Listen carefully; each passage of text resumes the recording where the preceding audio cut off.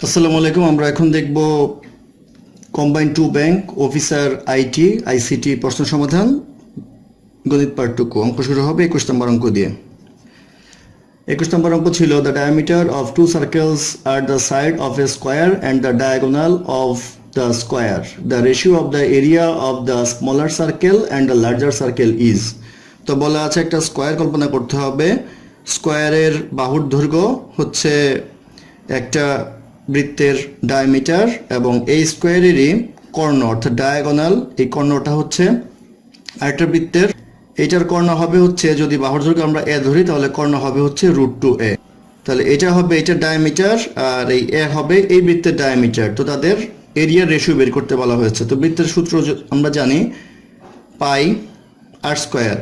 এখন যেহেতু রেশিও বের করতে বলা হয়েছে সেহেতু ডায়া দিয়ে করলেও আমাদের সেম জিনিসই আসবে। আর যদি করতে চান তাহলে 2 দ্বারা ভাগ করতে পারেন একে, তাহলে রেডিয়াস পাওয়া যাবে।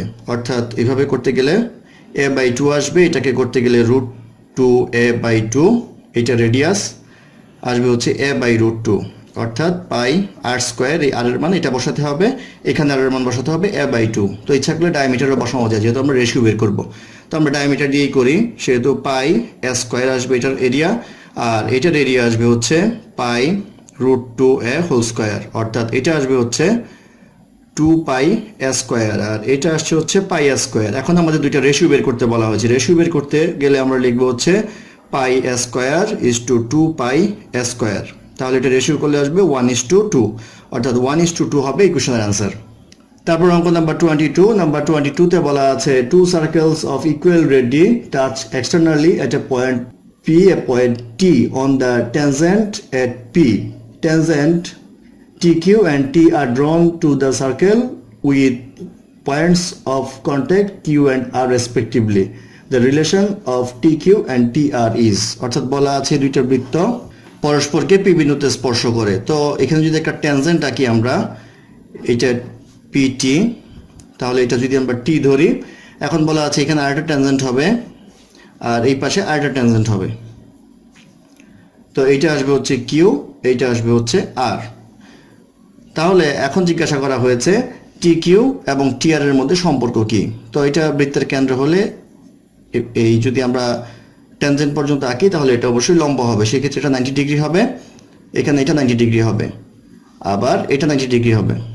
তাহলে যে কোনো বিন্দু থেকে স্পর্শক বিন্দুগামী দূরত্ব হচ্ছে সমান, সেই ক্ষেত্রে এটা সমান সমান এটা হবে। আবার এই বৃত্তের এটা স্পর্শক, এটাও একটা স্পর্শক, এই একটা বিন্দু থেকে, সেক্ষেত্রে এই বাহু সমান হবে। তাহলে এই বাহু সমান হয়, তাহলে আমরা লিখতে পারবো টি কিউ ইকুয়াল টু টি আর। তো কন্ডিশনে টি কিউ ইকুয়াল টু টি আর, এটা হবে আনসার।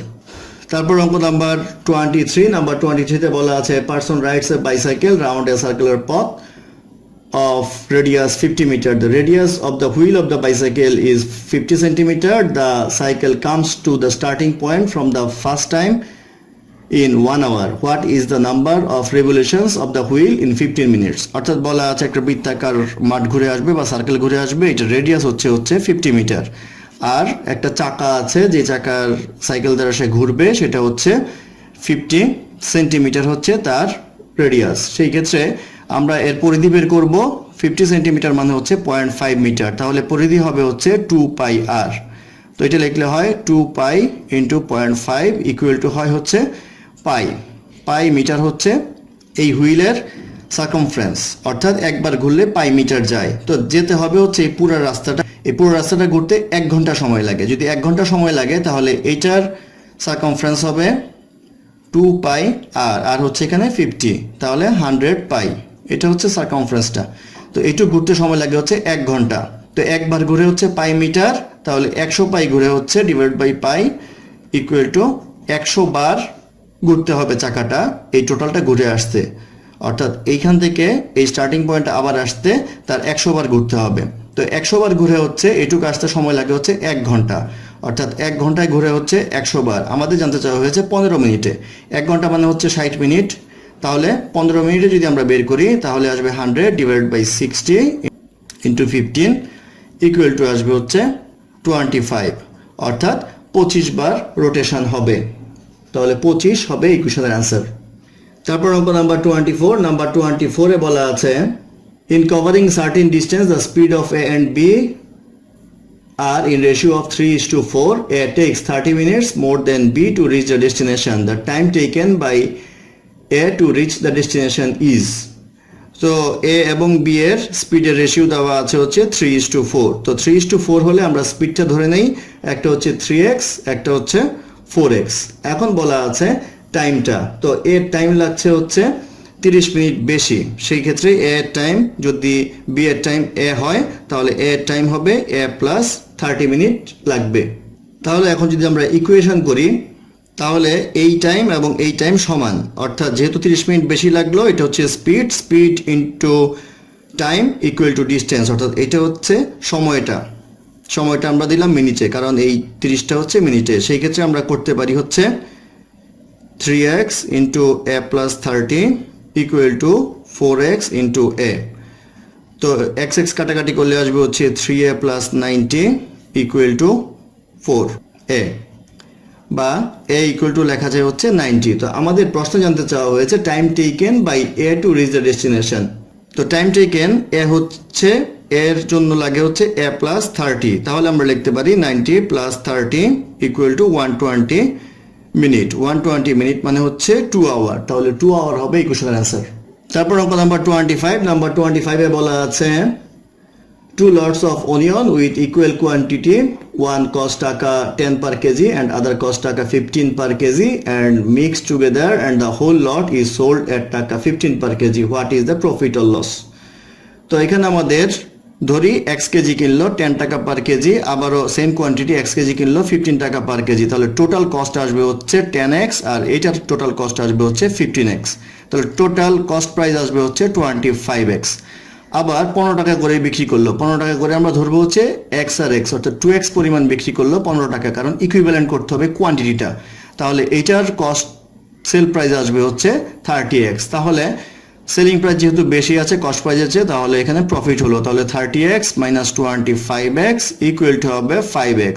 এটা হচ্ছে আমার প্রফিটটা। এখন আমাদের পার্সেন্টেজ বের করতে হবে, প্রফিট ডিভাইডেড বাই হচ্ছে কস্ট প্রাইস হচ্ছে 25x ইন্টু 100। এটা করলে আমরা পাবো হচ্ছে প্রফিট, অর্থাৎ 20% হবে হচ্ছে প্রফিটটা। এটাই হবে ইকুয়েশনের আনসার। তারপর অঙ্ক নাম্বার 26। নাম্বার 26 এ বলা আছে A and B are partners in a business. A contributes 1/4 of the capital for 15 months and B receives 2/3 of the profit. Find how long B's money was used. অর্থাৎ B কতদিন এই টাকাটা use করলো। তো আমরা ধরে নেই ক্যাপিটাল হচ্ছে x, তাহলে যদি আমরা A এবং B কল্পনা করি, তাহলে এর ক্যাপিটাল হবে x/4 আর B এর ক্যাপিটাল হবে 3x/4। আর যদি আমরা প্রফিটটা চিন্তা করি, প্রফিটটা চিন্তা করলে B পাচ্ছে হচ্ছে প্রফিটের 2/3 অংশ, তাহলে 2/3 পাচ্ছে হচ্ছে B, আর তাহলে 1/3 পাবে হচ্ছে A। তো ধরে নেই প্রফিটের কমন রাশি হচ্ছে z, তাহলে এই z, তাহলে এই দুইজনের প্রফিটের রেশিওটা হবে আমাদের 1/3 z divided by 2/3 z equal to আসবে 1/2। তাহলে A এবং B এর প্রফিটের রেশিও হচ্ছে 1/2। এখন আমাদের বলা হচ্ছে A ইনভেস্ট করে হচ্ছে 15 মাস যাবত এবং B কতদিন ইনভেস্ট করে সেটা জানতে চাওয়া হয়েছে। তো B ধরে নেই y মান্থ ইনভেস্ট করে, তাহলে A এর ইনভেস্টমেন্টটা হবে x/4 ইন্টু 15 মাস আর B এর ইনভেস্টমেন্টটা হবে 3x/4 ইন্টু y মান্থ। এই দুইটা রেশিও ইকুয়াল টু হবে তাদের প্রফিট রেশিওর সমান, সেটা হবে 1/2। তো এটা যদি কাটাকাটি করি তাহলে আমরা পাবো হচ্ছে 5/y by 1/2 equal to y equal to আসবে হচ্ছে 10, অর্থাৎ 10 মান্থ হবে y এর টাকাটার ইনভেস্টমেন্ট, 10 মান্থ হবে এই কোশ্চেনের আনসার। তারপর অঙ্ক নাম্বার 27। নাম্বার 27 এ বলা আছে if 6 men and 8 boys can do a piece of work in 10 days and 26 men and 48 boys can do the same in 2 days, the time taken by 15 men and 20 boys to do the same type of work will be। 6 men এবং 8 boy কাজটা করতে পারে হচ্ছে 10 দিনে, 10 দিনে করতে পারলে একদিনে করতে পারবে হচ্ছে 1/10, আমরা একদিনের হিসেবে আসবো। আর 26 ম্যান এবং 48 বয় কাজটা করতে পারে হচ্ছে 2 দিনে, তাহলে একদিনে করতে পারবে হচ্ছে 1/2 পার্ট কাজ। এখন এই দুইটা ইকুয়েশন আমাদের সলভ করতে হবে। দুইটা ইকুয়েশন সলভ করতে গেলে আমাদের এটা 1 নম্বর ইকুয়েশন দিব, এটা 2 নম্বর ইকুয়েশন দিব। তো 1 নম্বর ইকুয়েশনে আমরা 6 দ্বারা গুণ করে পাই, 6 দ্বারা গুণ করলে পাবো হচ্ছে 36m plus 48b equal to 6/10। আর এটা এইভাবেই থাকবে 26m plus 48b equal to 1/2। তো এখান থেকে এটা বিয়োগ করে পাই হচ্ছে 10m ইকুয়াল টু 6/10 মাইনাস 1/2।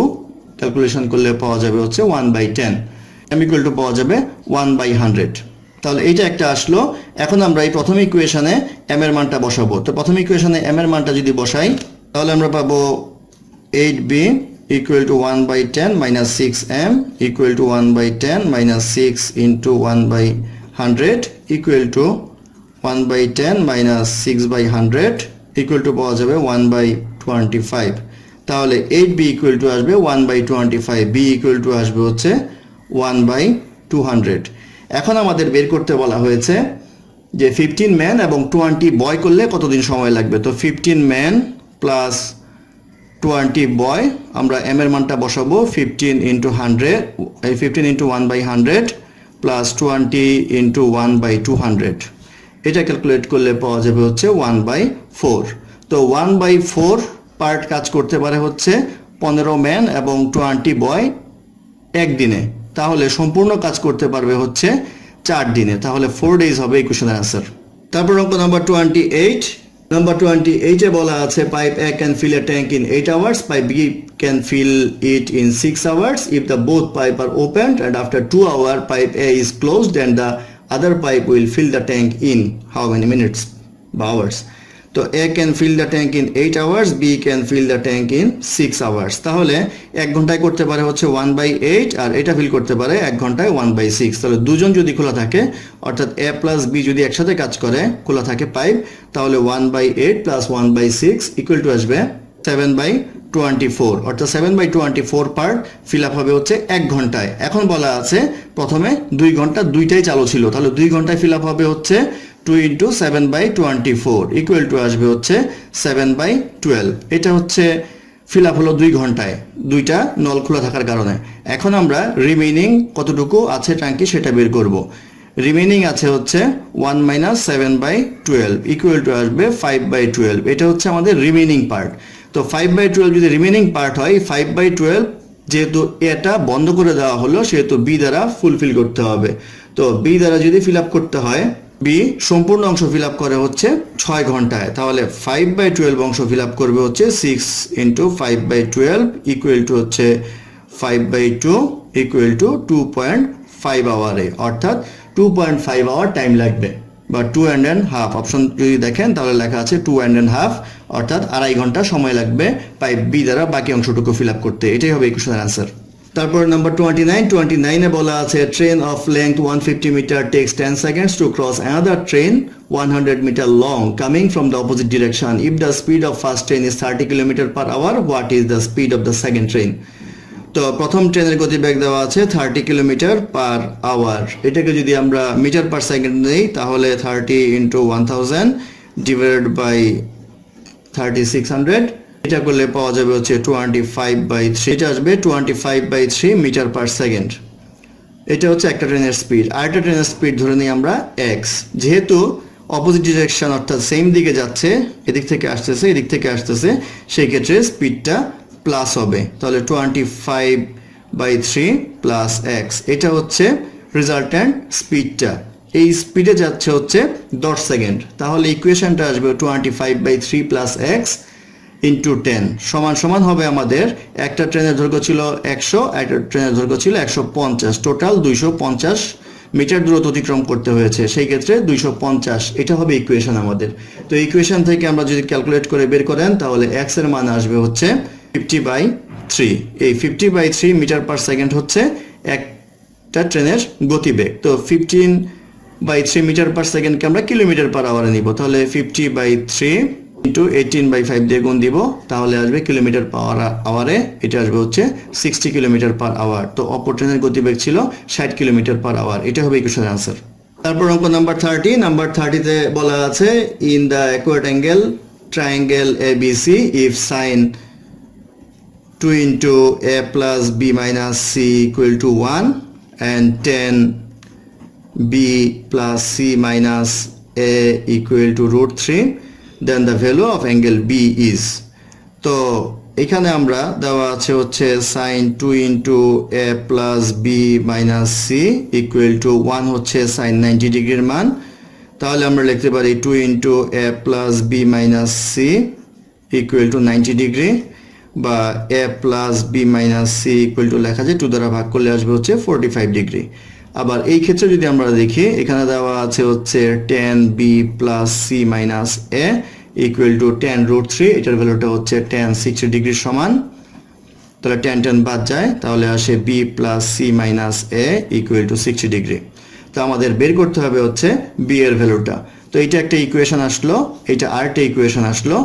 তো এখন 2 নং ইকুয়েশন থেকে 1 নং ইকুয়েশন যদি আমরা নিচে লিখি -c equal to 45 ডিগ্রি, এই দুইটা ইকুয়েশন যদি আমরা যোগ করি তাহলে কি দ্বারা দেখেন, মাইনাসে প্লাসে কাটা যায়, এটা কাটা যায়, যোগ করলে থাকে হচ্ছে 2b হলে এখানে 60 প্লাস 45 ডিগ্রি, তাহলে 2b ইকুয়াল টু আসবে 105 ডিগ্রি, তাহলে b ইকুয়াল টু আসবে হচ্ছে 52.5 ডিগ্রি, অর্থাৎ 15.5 অথবা 52.5 ডিগ্রি হবে এই কোশ্চেনের আনসার। ধন্যবাদ আমাদের সাথে থাকার জন্য। আমাদের চ্যানেলটি ভালো লাগলে অবশ্যই সাবস্ক্রাইব করবেন, শেয়ার এবং লাইক কমেন্ট করবেন, এবং অঙ্কে কোনো সমস্যা থাকলে আমাদের কমেন্টে জানাবেন, আমরা চেষ্টা করব সেটার সমাধান ডেসক্রিপশনে দেওয়ার জন্য। ধন্যবাদ।